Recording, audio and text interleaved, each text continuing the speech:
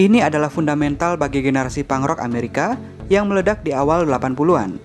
Selama lebih dari 4 dekade, band ini telah mengeluarkan energi punk rock di dunia dan juga semangat yang telah menopang band sepanjang karirnya. Ialah Social Distortion yang sudah melang melintang di dunia musik sejak tahun 1978. Lebih dari 4 dekade berkarir, nama mereka tetap menjadi pujaan. Boleh dibilang Social Distortion pantas disejajarkan dengan para dedengkot punk rock lainnya, semacam Ramones, Sex Pistols, Rancid, The Clash, The Stooges, dan lain sebagainya. Hal itu bukan tanpa sebab. Band yang digawangi oleh sosok flamboyan dan karismatik penuh wibawa Mike Ness memang memiliki materi mumpuni guna mencuci otak penikmat musik punk. Padahal, mereka bukanlah tipikal band yang rajin merilis album. Membicarakan band ini rasanya tidak lengkap kalau belum membahas The Holy Saint alias sang vokalis. Social Distortion adalah Mike Ness, dan Mike Ness adalah Social Distortion, stigma yang melekat di kalangan punk rock dan rockabilly. Tidak seperti kebanyakan band punk lain, lagu-lagu mereka memiliki makna cukup dalam, diiringi komposisi musik yang syarat akan melodi harmonis. Yang paling menonjol tentu dari segi lirik poetry, kelam, satir namun tetap energik. Di sejumlah lagu mereka, kalian akan menemukan aroma perlawanan, kekecewaan, pencarian jati diri, dan hal-hal mendalam lainnya. Hampir seluruh lirik di dalam lagu Social Distortion diciptakan oleh Mike Ness.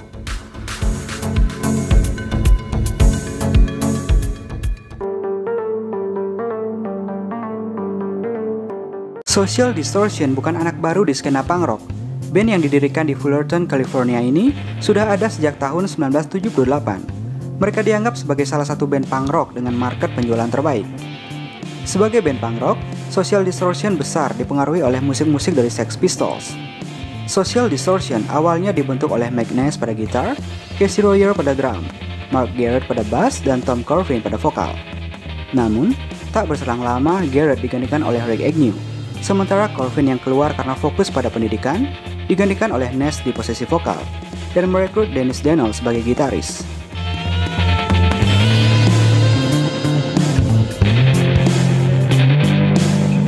Perjalanan Social Distortion benar-benar dimulai ketika mereka merilis single pertama berjudul Mainliner Playpen pada 1981 di bawah naungan label Posh Boy, perusahaan rekaman yang memang dikenal kerap mengorbitkan band punk di wilayah California. Nama Social Distortion semakin dikenal setelah single mereka berjudul 1945 masuk ke dalam album kompilasi dari sebuah radio lokal California. Sejak momen ini, Social Distortion mulai konsisten dengan formasi Ness sebagai vokalis, Daniel di gitar, Brent Lyles di bass, dan Derek O'Brien di drum. Setelah mengikuti sejumlah tour dan pentas dari panggung ke panggung, Social Distortion akhirnya merilis album studio perdana pada 1983 dengan tajuk Mommy's Little Monster. Album debut ini membuat Social Distortion mulai mendapat nama di skena punk rock Amerika Serikat.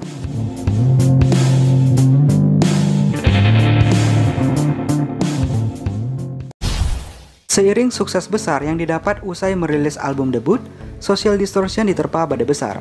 Adalah ketergantungan Ness akan narkoba, yang membuat Social Distortion berada di ambang kehancuran pada medio tahun 1984 sampai 1985. Di saat Social Distortion mulai menjadi band yang sering muncul di MTV dan melakukan tur di mana-mana, Ness justru bermasalah dengan narkoba, hingga kasus kriminal lain yang membuatnya berurusan dengan pihak berwajib.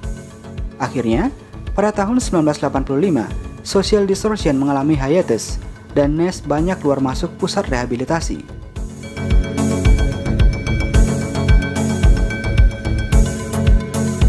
Setelah Ness selesai dengan program rehabilitasinya, Social Distortion mulai berkumpul kembali dan perlahan memulai lagi penggarapan materi musik untuk album kedua mereka.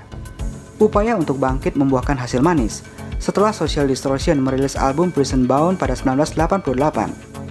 Album kedua ini sekaligus menandai bergabungnya personel baru dalam diri John Maurer di bass dan Christopher Reese di drum. Meski album Prison Bound tak menembus tangga lagu Billboard, album ini mendapat respon positif dari berbagai kalangan.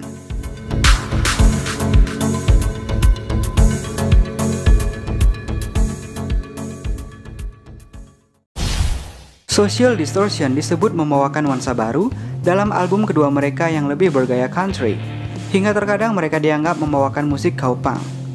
Setelah merilis album kedua itu, Social Distortion bergabung dengan major label Epic yang berafiliasi dengan Sony Music Entertainment. Bergabungnya Social Distortion dengan label besar menghadirkan sukses besar lain bagi mereka, yang merilis album ketiga dengan tajuk nama band mereka sendiri pada tahun 1990. Di bawah naungan Epic Records, Social Distortion merilis album keempat dengan tajuk Somewhere Between Heaven and Hell pada 1992. Album ini menjadi karya paling populer milik Social Distortion, dengan single Bad Luck dan When She Begins sebagai andalan.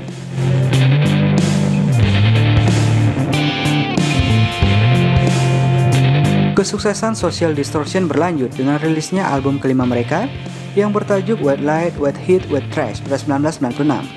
Album ini menjadi karya terakhir Social Distortion dengan Epic Records sebelum pindah ke Time Bomb Recordings dan merilis album live bertajuk Live at the Roxy pada 1998. Social Distortion kembali mengalami masa hiatus pada 1999, disusul meninggalnya Dennis Daniel pada Februari tahun 2000. Hal ini membuat Ness menjadi satu-satunya personel asli Social Distortion yang masih ada. Sempat dikabarkan bakal bubar, Social Distortion mampu bangkit dengan merilis album ke-6 bertajuk Sex, Love, and Rock and Roll pada tahun 2004. Pasang surut perjalanan kembali dilalui Social Distortion dalam mempertahankan eksistensi mereka di skena punk rock. Hal itu pula yang bikin mereka baru bisa merilis album ke-7 pada tahun 2011 dengan tajuk Hard Times and Nursery Rhymes. Kini, Social Distortion digawangi oleh Mike Ness sebagai vokalis, Johnny Two Bags Wickersham sebagai gitaris, Brent Harding mengisi posisi bass, dan David Hidalgo Jr. di posisi drum.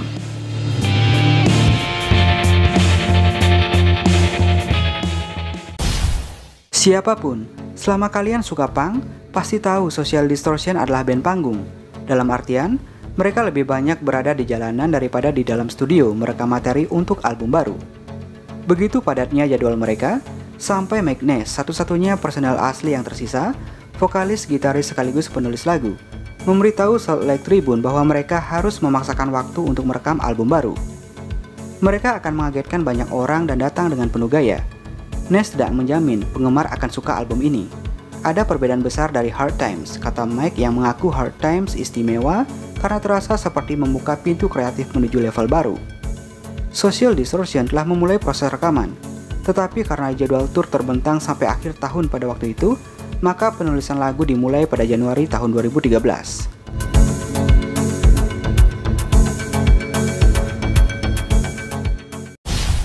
Social Distortion memainkan punk rock selama 34 tahun. Usia Mike sendiri sudah kepala 5, tetapi ia menyatakan usia tidak akan menghentikan bandnya. Ness bertinju 4-5 kali seminggu. Tidak ada yang lebih baik dari usianya kini. Mungkin saja dia sedang memikirkan apa yang bisa dilakukan 50 tahun ke depan. Punk rock tidak hanya menjadi kegemaran dan mata pencaharian Social Distortion. Lebih dari itu, punk adalah cara hidup dan gaya mereka menjalani hidup. Mike Ness juga menceritakan ia menemani putranya pergi ke tempat tato karena tak mau sang anak mendapatkan tato dalam kondisi mabuk seperti dia dulu. Ness mengantar anaknya ke studio tato yang steril dan punya pelayanan profesional, karena itu adalah hal yang bisa dilakukan untuk anaknya.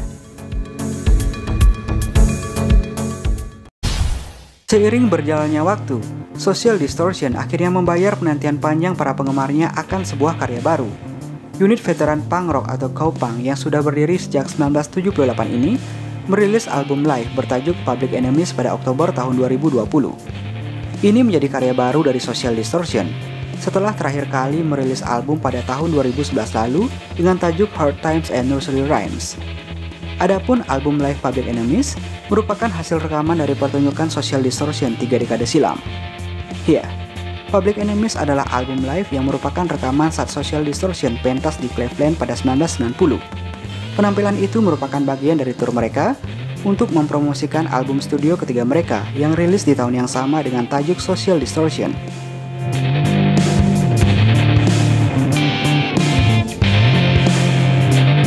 Selain membawakan lagu-lagu dari album baru mereka saat itu, konser di Cleveland pada 1990 yang kemudian menjadi album live Public Enemies juga berisikan lagu-lagu dari dua album pertama mereka, yaitu Prison Bound tahun 1988 dan Mommy's Little Monster tahun 1983.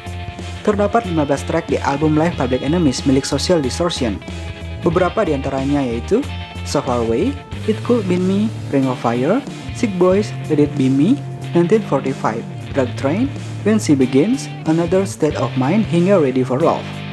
Beberapa lagu diantaranya merupakan bagian dari album studio keempat Social Distortion, Somewhere Between Heaven and Hell, seperti When She Begins yang menjadi hits di album tersebut. Kemudian, single Another State of Mind merupakan soundtrack dan judul film dokumenter dari Social Distortion dengan judul yang sama dan rilis pada 1984.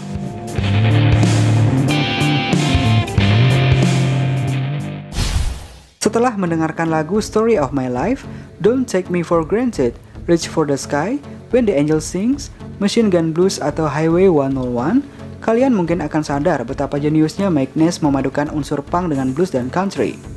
Seiring waktu, para personel Social Distortion memang telah termakan usia. Namun, mereka tetap berdiri gagah di panggung, membawakan lagu puitis yang syarat makna tanpa menonjolkan sisi melankolis.